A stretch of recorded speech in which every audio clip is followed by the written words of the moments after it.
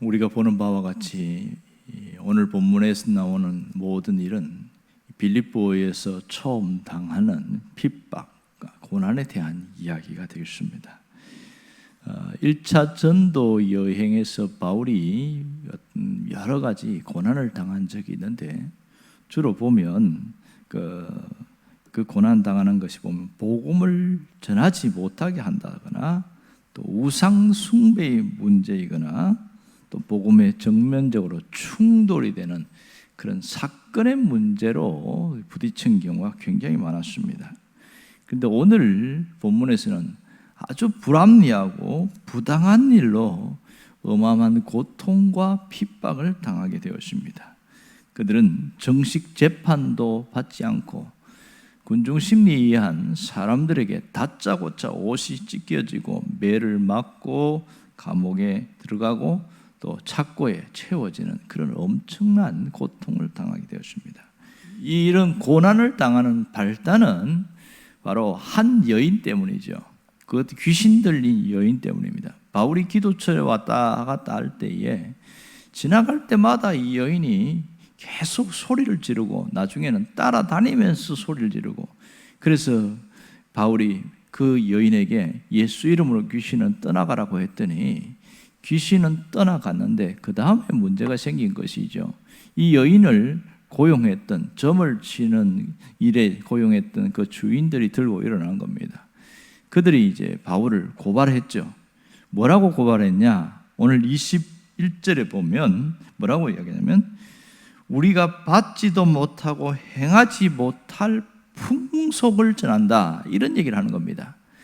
자, 여기서 풍속이라는 말은 이 헬라어 단어를 보면 관습 혹은 법으로 제정된 제도나 규정을 풍습이라고 그럽니다. 우리말 사전에도 보면 풍습에 대해서는 옛날부터 내려오는 생활 습관이나 세태를 말한다, 이렇게 나와 있거든요.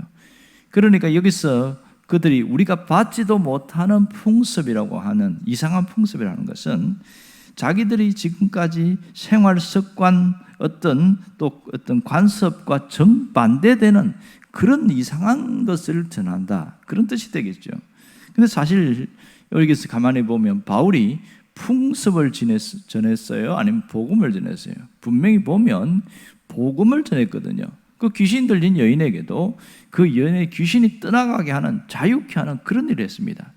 그냥 정상적인 사고방식을 가진 사람들로 본다면 오히려 칭찬받을 일이고 박수받을 일이거든요. 그런데 그들은 이상한 풍습을 전한다, 이렇게 사람들에게 막 군중 심리로 선동을 했습니다.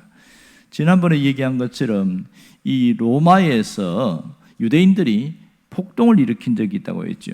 그래서 이 로마에 있는 모든 유대인들은 추방을 당했습니다. 자그마치 2만 명이나 되는 유대인들이 다 쫓겨나게 됐습니다. 그로부터 1년 후에 이 로마 수도와 복사판인 빌립보에 바울이 왔을 때에 그들은 이 유대인에 대한 적대적 감정을 갖고 있었던 것이죠. 그래서 이상한 풍습을 전하는 유대인이다, 이걸 강조한 거예요. 그래서 바울과 실라만 이렇게 끌고 가는 이유는 이들이 유대인이기 때문에 그렇습니다. 자, 그럼 오늘 여기서 가만히 보면 사람들에게 충동질을 하고 선동해서 막 그렇게 해서 끌고 가는데 로마 사람인 우리가 받지도 못하고 행하지도 못할 풍속을 전한다, 이러면서 이제 사람들을 선동한 것이죠. 자, 여기서 이상한 풍속이라는 말을 잘 집중해 봐야 됩니다. 이 말은 사실은 거짓말이지요. 자기들의 행위를 정당화시키려는 겁니다. 자기들의 본심을 싹 숨기고 사람들을 선동하기 위한 말이 이상한 풍속이라는 단어라는 것을 알 수 있습니다. 그러니까 그들의 본심은 뭐예요? 자신들의 이익을, 어떤 돈에 대해서 더 이상 이익을 창출할 수 없기 때문에, 그래서 이 바울을 핍박하는 건데 그 말은 쏙 빼버리고 아주 그 사람들이 듣기 좋은 말로 선동을 하고 있는 것이지요. 이들은 철저한 이기주의자들이요, 물질주의자들인 것을 알 수 있습니다. 결국 물질과 이기심에 취해서 눈이 멀었던 그런 자들임을 알 수 있습니다. 그러니까 돈 벌 생각에 다른 건 하나도 안 보이는 거예요. 돈에 눈이 멀면 그런 얘기를 하더만요. 보니까 부모도 안 보이고 자식도 안 보이고 친구도 안 보이고 아무것도 안 보인다. 돈에 눈이 멀어버리면 그것만 보인다. 뭐 그런 얘기를 해요. 그만큼 이 사람들은 돈에 눈이 멀었던 사람임을 알 수 있습니다. 자, 오늘 여기서 복음은 풍습이 아니라는 걸 알아야 됩니다. 복음은 문화가 아니라는 걸 알아야 됩니다. 분명한 것은 우리가 믿는 그 복음의 핵심은 초문화적인 것이요 초풍습적인 것을 우리가 분명히 알아야 됩니다. 여기서 사람들은 복음을 잘못 이해해서 문제가 생기는 경우가 굉장히 많습니다. 복음을 전통이나 관습을 어떤 대항하는 그런 것으로 생각하고 이 복음을 사상이나 이념으로 생각하는 사람들이 있습니다. 그리고 어떤 사람들은 좀 어려운 표현이긴 합니다만은 복음을 내셔널리즘으로 이해한다. 복음을 국가주의, 정치 이념으로 이해하는 사람들이 있다. 이러는 거예요. 그러니까 비근한 예로 북한 사람들은 이 복음을 어떻게 이해하냐? 사상, 이념으로 이해하고 있습니다. 이 복음을 전하면 그 자체가 자유민주주의에 물든 괴뢰 도당들 이렇게 표현하고 미제국주의 앞잡이들 이런 표현을 쓰는 거예요.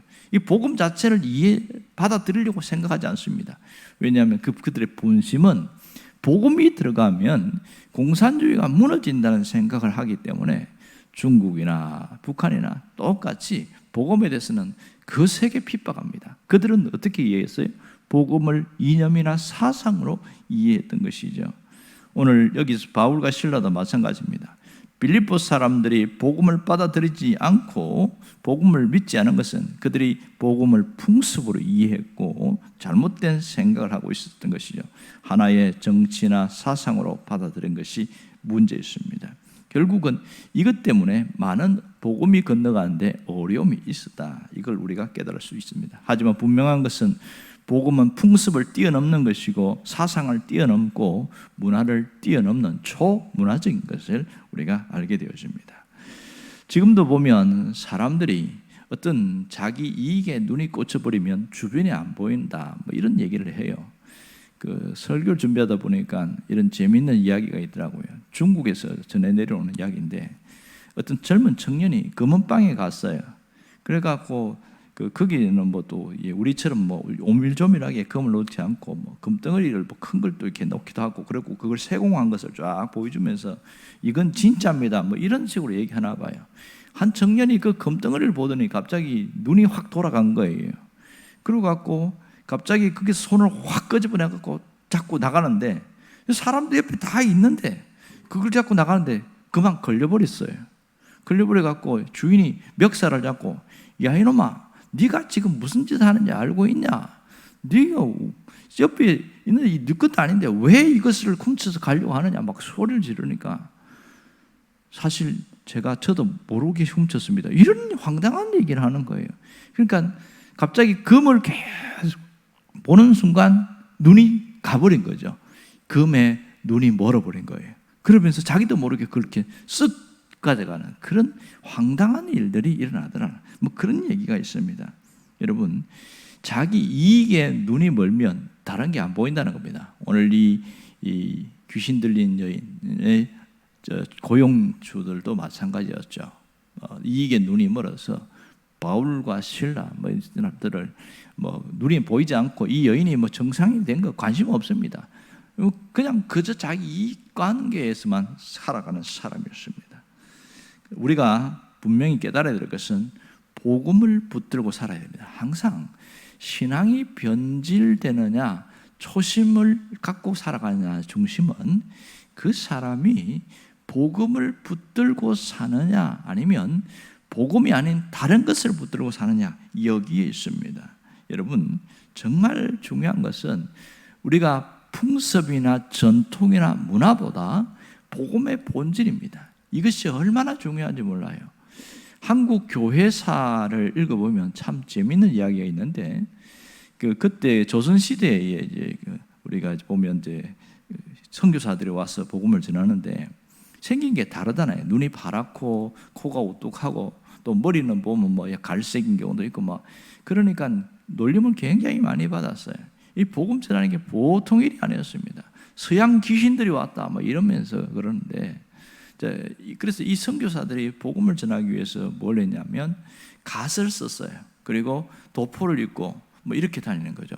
뭐 그리고 이제 뭐 그렇게 하면서 쭉 다니면서 이 한국 사람의 전통을 문화를 옷을 입고 그리고 나서 복음을 전한 게 아니라 학교를 세우고 그다음에 의료기관을 세우고 그러면서 돕기 시작한 거예요. 마음을 녹일 때까지 복음을 건너갈 수가 없으니까 그렇게 해서 그들의 전통과 문화 속에서 이해하고 그 다음에 이제 복음을 전하게 되고 그런 과정 속에 오는데 참 재밌는 것은 그렇게 해서 이제 교회가 세워졌잖아요. 교회를 지을 때 어떻게 했냐면 초가집을 지었습니다. 기와집은 일반 사람들은 들어갈 수 없는 특별한 사람들만 사는 곳이니까 초가집을 이렇게 짓는데 이제 남자도 믿고 여자도 믿으니까 곤란한 일이 생긴 거예요. 조선시대는 남녀 유별이거든요.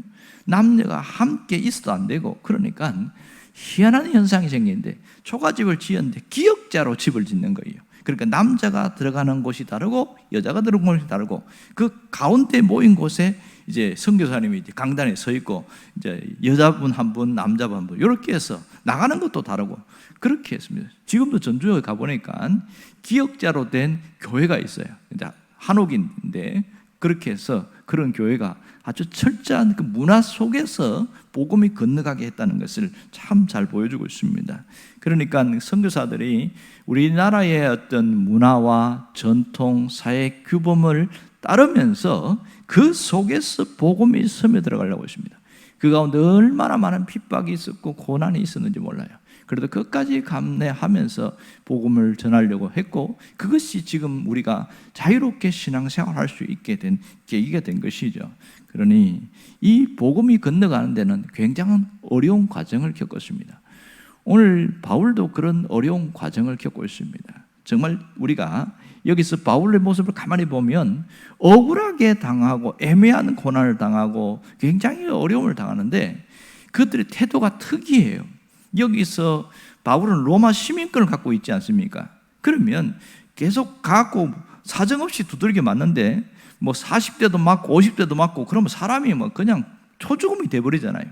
그렇게 해서 감옥에까지 집어넣어 놓는데 바울이 자기가 로마 시민권을 갖고 있다는 것을 맨 나중에 끄집어냅니다. 희한하지요.